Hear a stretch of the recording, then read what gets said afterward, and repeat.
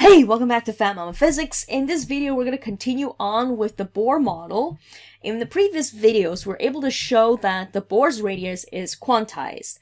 The total energy of at these radii are also quantized, in which it depends on this factor of 13.6 electron volts, which we are able to then use to find the energy levels of the second state, the third state, etc., which is exactly what we're going to do right now in example 5. Okay, so we know that we're able to show that Bohr's energy levels are quantized. So here we go. Show that the energy level for n equals to 2 is negative 3.4 electron volts, just like in the diagram for the energy states as shown earlier. So we're going to use this as a practice, in which here n is equal to 2, so we just substitute n is equal to 2 here. So we get 13.6 divided by 4. That's exactly negative 3.4 electron volts. Okay, so very nice. So notice the Bohr's model is working very nicely to show the energy levels, with, of course, experiments to confirm that.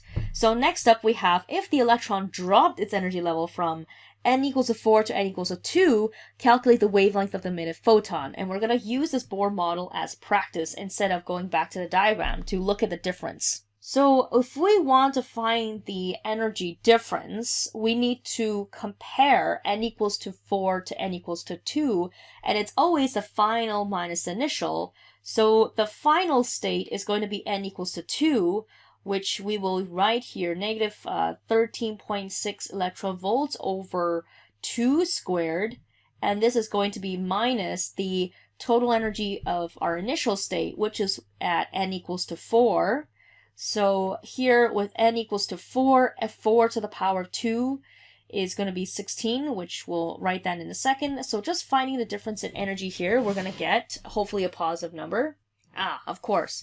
It's negative because we are losing energy, but this energy will be gained by, or actually this would be the energy that's associated with the photon. So yes, your system is going to lose energy, but that's fine because this is the energy lost to the photon, in which the photon is going to use the positive energy equivalent of that.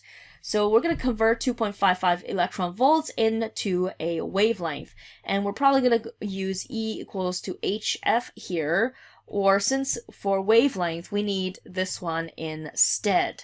So this energy here, let's first convert that to in joules. We're going to get 2.55 electron volts times 1.6 times 10 to the power of negative 19. This is joules per electron volts equals to Planck's constant, hc over lambda. And this one down over here, this energy in joules is just 4.08 times 10 to the power of negative 19 joules.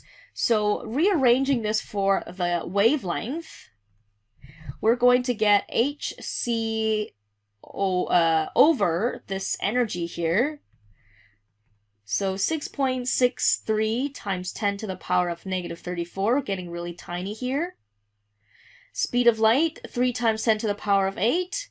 And this energy, 4.08 times 10 to the power of negative 19.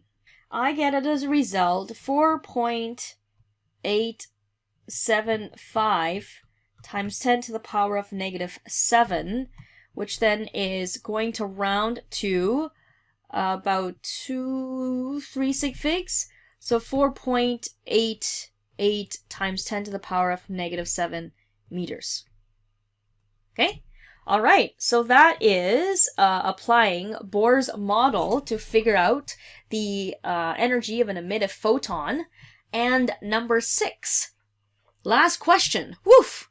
Using Planck's equation for quantized energy, show that the wavelength of the emitted photon can be found using this relationship here, where n is the final energy, m is the initial energy, and RH is the Rydberg constant. So we want to show that this bunch of we also want to confirm this Rydberg's constant as well. We can actually use a bit of what we did in the last question to do this. So we know that if we have an electron dropping from we want to find the wavelength of emitted photon. So emitted photon, we're gonna start off with some initial energy level, which is going to be m, is going to be a little higher than the final energy state n, which is going to be lower. So that transition in the energy level is going to give us an energy difference, in which the energy difference will correspond to the energy of our emitted photon. So this energy difference, we will have to take the difference between the two total energies of these two states. So that's going to use Bohr's model, which is going to be negative 13.6. And since we're going to be comparing the energy levels, we know that the, well, let's just work this out first. This is going to be final minus the initial, okay? And we know that the final energy state is going to be more negative than our initial. So more negative plus a smaller number is going to still be negative. The reason why this number is going to be negative is because energy is released as modeled by the negative sign. So in fact, we actually should flip this around to show that the fact that this is in fact the energy gained by the emitted photon. And this change in energy and the energy state is going to be equivalent to this energy gained by the or energy lost, but it was going to be lost to the photon, so the photon will gain this energy, in which the wave, it's going to be equivalent to hc over lambda, in which lambda is the wavelength of this photon, meaning that the greater the energy jump, then the smaller the wavelength this photon is going to be. So let's kind of rewrite this nicely here. So to show this relationship with the Rydberg's constant, where we have 1 over wavelength on this side, we need to divide both sides by hc. So let's do that. And don't forget, we're going to need to convert this to joules, because the units here are not going to cancel out very nicely. We need to multiply this by 1.6 times 10 to the power negative 19 joules per electron volts, in which this is going to give me negative 10. Let's see, this is 1.0994 ... Actually, we're just going to stop it there. So that's a rough number, 10 to the power of 7. And the remaining units is joules going to cancel out. Seconds here cancel out with this one. And this is just going to be meters to the -1 left over from the speed. Now, you might be thinking, oh, this is negative. Why is it negative there when it's not negative over there? Keep in mind what we said earlier, that if we find this difference here with the final minus initial, we're actually going to get a negative value.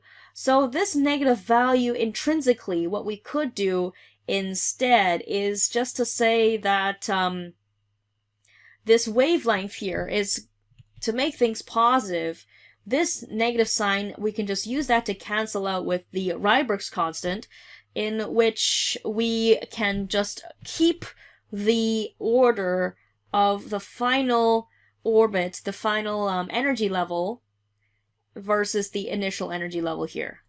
Okay?